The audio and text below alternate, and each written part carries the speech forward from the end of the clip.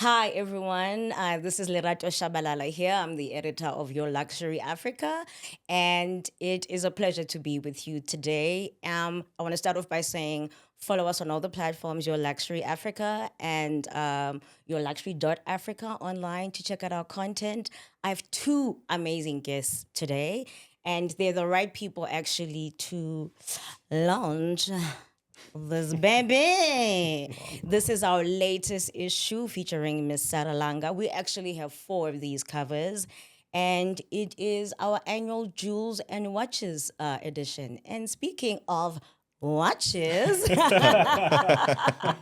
I have two handsome gentlemen here to talk to me about watches. Two gentlemen from the dial. I would love to welcome Yankho as well as Tsakani. How are you guys doing? Oh, wow.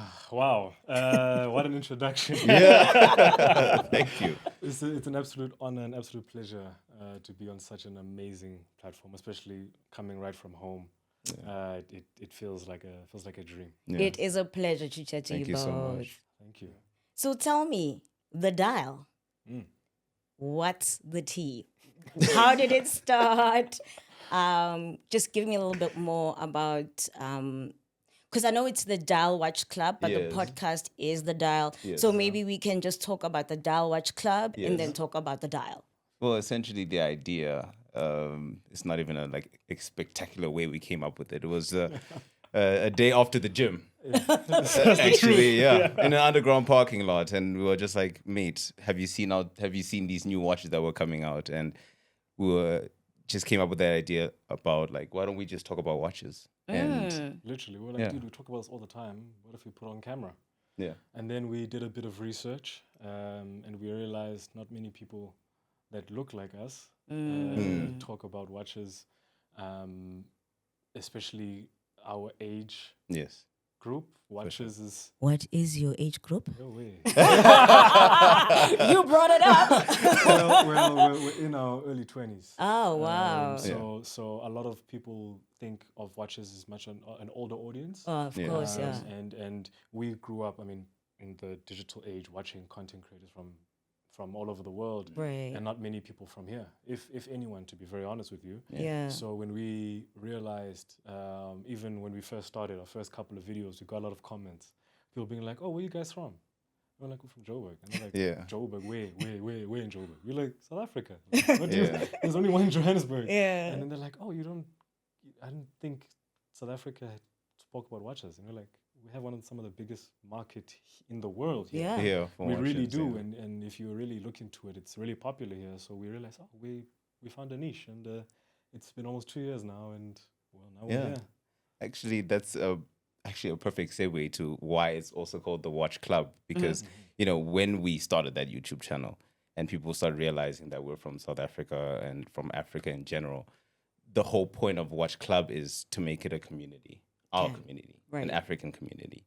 And that's why the Watch Club is there, because for us, our journey is we're not necessarily the experts of watches, but we love to learn. We love to read. So we wanted to share this journey on our YouTube channel with our community, and for us to be an interchange of information and interchange of knowledge. That's why it's a watch club and a watch community, because a community is made of a lot of people, not just two people. Yeah, Yeah. exactly. That's a nice way to put it. Yeah. So, Tsakani Moyane, right? I'm saying it properly.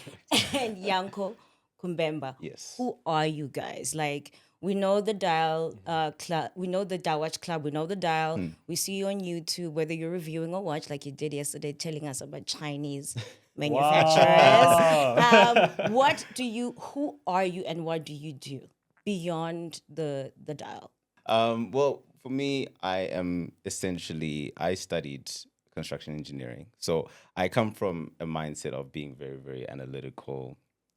So, that's something that I particularly like. That's what I got into.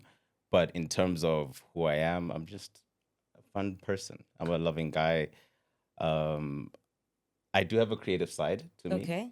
By the way, I think we're all creative. Yeah. But yeah, honestly, that's really just it. Yeah. Yeah. Chilled. Well, I'm more of the loud one. Okay. I'm sure you can tell. I'm a designer. I'm a creative at heart. I've been Yeah. a creative my whole life, into art and all Yeah. that kind of stuff. Professionally speaking, I'm a digital designer. I'm a multimedia designer by profession. Went to school in design, did everything creative all the way, and I think, yeah, I'm also just a bit of a nerd. Like when I really like something, I want to go all the way into it and learn as much as I can. And that's what led to I think, a pretty good start, especially when we first started with the dial, because him and I have a very keen eye for detail. He's very analytical, and I have to make stuff, quote unquote, look decent at the very least. So we're both like, okay, we want to come across a certain way, because we also understand, especially with watches, there's this sense of refinement, and there's a subculture and a whole culture behind it that we got introduced to sort of by force, because we forced our way into it almost. And we're like, okay, we need to, how we speak, how we present ourselves. Yes, we must be ourselves, but we must understand that we're part of a much bigger sort of world Right. than what we initially thought it was, where we thought, okay, well, yeah, 3 big names, and that's pretty much it. And then you get into the watch world and you're like, oh, okay. Yeah. Oh, wow. This is huge. Yeah. Okay. And yeah, that's who I am. That's amazing. It's really a pleasure to meet and know you guys. Thank you. So, Likewise. at YLA, this book is like 114 pages big. It's mega. We've got like more than, I want to say, 50 pages of watches. Everything from stone dials to pocket watches. So, there's a lot that goes into putting something like this together. But ultimately, what it's all about is African luxury, that it doesn't have to be, because when people think lux, they somehow think it has to be Western, right? And so you guys are part, like us, of pushing the African movement. Yeah. See how I Yeah. see what I mean? Nice touch. I like that. I like that. I like that. Nerdy. Yeah. Why was this important for you guys to be part of this movement of pushing African luxury in the watch space? We realized that one of the things through learning about watchmaking and sort of just getting our way around it in the very beginning, we were like, okay, but we know all the Swiss brands, the Germans, the Italians, the Japanese, the British, even the Americans. American, right? Yeah. It's a lot. It's actually, it can be overwhelming at times. And then we're like, but aren't there any like African watchmakers? Surely, right? It was like a no-brainer, and it took us too long to find them. And then we were like, Yeah, Tsakani, I'm going to be real with you. I didn't know about Yankho and all the others until your platform. yeah. So we were like, oh, Botswana. Yes. South Africa, there's about 3 or 4. Ghana as Ghana, well. there's about 2. Kenya. We were like, oh, okay, hold on. There's a whole world. I mean, DRC, Yes. And we're like, we've had the pleasure to have met a few professional watchmakers, black watchmakers who are highly trained and highly skilled, in seeing them work, and we're like, oh my goodness, there's no way that people don't know that this is what's happening. And I think it was a good time, because coming into especially content creation, right? There's a lot of emphasis on the big 3, if I say even big 5, where that's kind of like, the obvious, Patek, AP, Rolex, Richard Mille. There's like those names, and then we were like, okay, but the watch industry is like 99% everybody else. Exactly. So we took the initiative to say, okay, how about our platform actually brings to light all the micro brands? That's what we term them as. Yes. In the watch space, and we've had the pleasure of actually working with a few of them who've actually sent us watches, and we've conversed with them, and we've done reviews and content from Italy, from France, from South Africa as well, namely Adaima and Nkari timepiece specifically. And we've met these people, and we're like, this is a black watchmaker. Like it's almost surreal, because growing up, all we knew was, Western. That's what watches are. That's where watches come 100%. from. But you don't really realize that we also have a voice. And we said, okay, if people aren't going to talk about African watchmaking, then we will. And that's pretty much how it happened. Interesting. So then let me ask you, Yankho, why Yes. was it important to tell those untold stories? Because I think as a publication, we kind of share the same outlook as you guys, that there's so many amazing stories of designers, whether they're designing furniture like Daily Store or whether Yes. they're designing clothing like Tebe Mankuku, that there are so many people who represent African luxury but are not spoken about. Why was it important to tell those untold African stories, particularly in the lux space? Well, it's simple. I believe that Africa is the centerpiece of excellence. And that's just as simple as it is. So telling stories about micro brands from Africa was very, very important for us because there's an excitement, because there's so much exclusivity in Africa. Because when we've worked with a lot of micro brands in Africa, we could feel their passion, we could feel their love, and we could feel their honesty. And that's something that we wanted to bring out. And that's something also, and maybe I could sound a little bit selfish, but I always wanted something for Africa, something that's just like, it's our thing, you know? And that's something that we always wanted to bring out, and basically being in that space where we connect everyone in Africa so we can come across as like a group, like, okay, we're Africa, this is African timepieces, and this is where resources are bought, but also made here as well. Right. Okay. And you also said that, as you can see, I read up on y'all.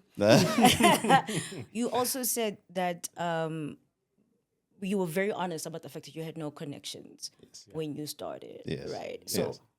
how did you start? Where do you go when you're starting from ground zero? I mean, it's not as if you guys are watchmakers or Yes. No. anything like that, or you're in a marketing brand Yeah. for Patek or anything like that. So how did you kick things off with absolutely no connections? And why was it important to kick things off even with no connections? For us, it was always a case of it's very weird when you want to be part of a space, but you know you have something to contribute, but you don't know where to go. Right? You're like, okay, but like we have a say, right? We also have a say in this watch industry. I mean, some just reference to what you said earlier with that Chinese watchmaking video we made, and I spoke about, you know, people have had this perception, and now the perception is changing, right? Because it's not because other people spoke about China, it's because they are doing it themselves, right? And then they're forcing to be like, this is as good as that, by the way.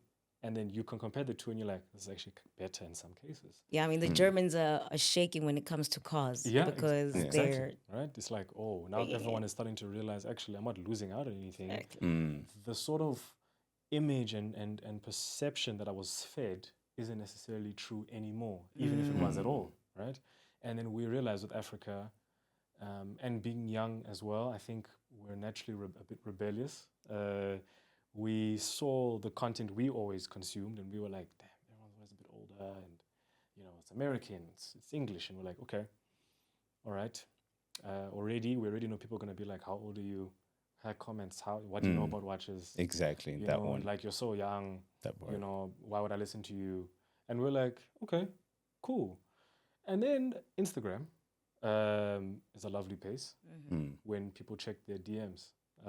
Quite literally, we DM'd Like over 50, I'm sure. 50 plus brands all the time, consistently. Like, hey, we're the dial from South Africa. Hey, we're the dial from South Africa. And then we got our first big connect with a Swiss brand by the name of Parmigiani Fleurier. And we wrote... They're not small. No, not at at all. all. Oh my God, look at how well coordinated that was. And they responded. And I remember he called me, right? I was at work. He called me and he was like, Son, you won't check believe. your DMs right I now. was ecstatic. And then I it's like, was. hey, cool. Actually, you know, we can't send a watch right now, but we're actually releasing one. You can write a piece of content on it, because we also have article pieces as well as part of the dial, just to give people a holistic sort of view on watches. So like written content, video, as well as photography and so on. And when we did that, we were like, oh, wow. Okay. And then when they reposted it on their content, on their socials. You were like, we were like, oh my gosh. Mama, we made it. Exactly. Oh yeah. And then, yeah. Yeah. So then it makes me like jump off to the next question, which is, you guys are reframing watch culture, Thank you. Thank you. right? You really are. Thank you very much. Besides that being important to you guys, why is it important globally to reframe it from our perspective as Africans? It's important to reframe it because we are the future. That part. Yeah. And if we don't shape it in our way, then we won't truly understand what it is. And that's basically why we exist, because we want to bring light to what's going on in the world through our research, through reviews, through interviews. So reshaping it for us is the most important thing. And it boils down to two things. It boils down to where we got a bit tired of listening to everybody else tell us about ourselves. Yeah. And we were like, we can speak too. Again, the comments about, we didn't think you were from South Africa. Some comments saying, I finally found SA Watch Talk. Yes. South Africans being like, finally, I found this. Finally, I get to watch people that look like me talk about what I'm interested in my own time, whether it's a hobby or professionally. And we realized this recently, at least for me, when a few months ago we hosted an event in Cape Town. And it was a private watch collectors event. And you guys were the host, weren't you? Yes, Yeah. yes. That part, I was like, I couldn't even see. You guys were so nervous, but so excited. I was Yeah. like, damn, It was Surreal. It It was that's was. major. Very And surreal. Yeah. People coming up to us like, how are you guys doing this? Because they are watch enthusiasts in their own right, and some people are in that space full time. And they were like, how did you guys find yourselves here? And we were conversing, and people that knew like countless more than we could ever understand. yeah. They live and breathe this world, and it was such a privilege. And when that happened, I said, okay, I think people are listening now. I think ears are perking up a bit. Like, okay, there's these two very delusional guys from South Africa who are speaking louder than I think we initially thought until the event, and we saw how many people actually wanted to just meet us, to be like, okay, let me actually understand you guys, because yes, they understand that from South Africa, from Africa, full stop. To talk This is about new, yeah. watches, it didn't exist. It doesn't exist. There's a thing that him and I we say to one another all the time. When we had a collaboration with when we started with Land Rover, for example, and these kinds of things. When before we start, we always tell each other, we're like, we belong here. No one. We don't need to think that we maybe not. We belong here. That's why we're here. Facts. And it's end of story. And then beyond South Africa, how do you want to expand your voice throughout the continent? Because I know that, like us, one of the things I didn't want the magazine to be is to read like the United States of Africa, where we think like we are everything. You know what I mean? And it's like important to be inclusive, to particularly show everybody else, not just in Southern Africa. And especially think as Southern Africans, we have a very insular thing. And I think it's great to come out and go to East Africa and West Africa. So what's your plan in terms of like that level of expansion and maybe even working with other content creators from other spaces, if that is something that is in the scope of your future plans? Well, it's definitely in our scope. And I think you mentioned it, going there. Okay. And I think that's one thing for us. We always wanted to say that we always wanted to tour Africa before we toured anywhere else, because Africa has so much to offer. So I think we'd love to go to actual countries and actually check out what's actually going on the ground, seeing watchmakers, meeting them, trying on watches, and getting to know people. So it's important for us to get that perspective whilst being in that place. And you mentioned in the beginning the differentiator between the Dial Watch Club and the Dial. The Dial is a lifestyle. So we want to create... Well, come through. we want to create this world known as the Dial. and luxury is in everything that Africans do. Amen. There you go. Right? Exactly. It's in everything, and it's also important. I think, speaking for myself, representation is very important. So if we're able to, at the very least, give a platform to a brand that otherwise, to get on a Western platform, for example, about their particular timepiece, is a lot more difficult because you need to convince them that it's real. Right. With us, we know it's real because you and I, we're the same, Yeah. right? Just because African and you're from Ghana, okay, cool, doesn't matter. We're the same. You have to prove yourself as much as I do, 100%. right? Even though what you make is sometimes genuinely way better than a lot of other sort of more commonly known names in the industry. So for us, it was, okay, we want to build a lifestyle, so we need to be there. We need to show people this is what Africa has to offer in the luxury space, yes, through watches, through this one particular niche, but who's to say that can't expand in the future into the holistic space of what it means to be a watch enthusiast, what it means to be a watch lover or a watch collector, or just somebody that has an interest in it. Right. There's a taste that you develop, right? Yeah. Everyone associates that, for example, with wine, for example. There's a taste, there's a type of person that goes for wine tasting and gin tasting and these kind of things. You're not going to drag me, are you? No. The funny thing is, I don't even drink. Okay. But it's a case of, we're like, well, there's a certain type of African that likes watches, and it's not for everyone, right? Yeah. And So- that's fine. As we sign out, I want you guys to look at these issues, just page through wow. them. Let me know what you think. Okay. They're yours. They're currently available on the shelves. I want to say how absolutely proud I am to have chatted to you guys. Not only Thank are you. you guys barging in to those rooms, you are creating the tables. You're not only saying, invite me to the table, you're creating your own tables. So I look forward to you inviting other African people to join in this conversation. Thank you for representing us. It is you so such a much. pleasure This is beautiful. to see how you guys grow. Enjoy these issues. I hope to see you. you soon. I'm sure this is not our first Oh no, this is not a loss. This is Conversation. Definitely not. Yes. and it won't be our last. So For for sure. Definitely. for people who want to find you and to talk to you and to connect with you, how do they reach out? Sorry, I just. Jumping That's out.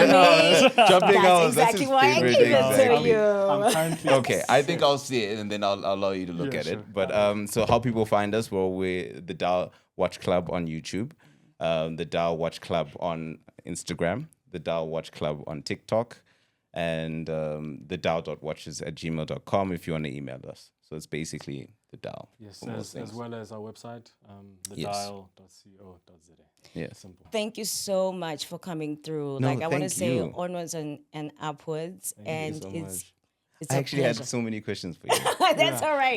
You'll ask me the next time. Okay, You'll ask me all the right, next cool. time. Thank you guys for joining us. The issue is our Jewels and Watch edition available. It's Jan 2025 to Jan 2026. And we've got everything in here. These 4 covers are very special to us. We are looking forward to hear what you think. Remember to follow us, YourLuxury.Africa, when you want to see us online. But we are at YourLuxury Africa everywhere else. My name is Lerato Tshabalala. I am the editor of YLA, and I will see you next time.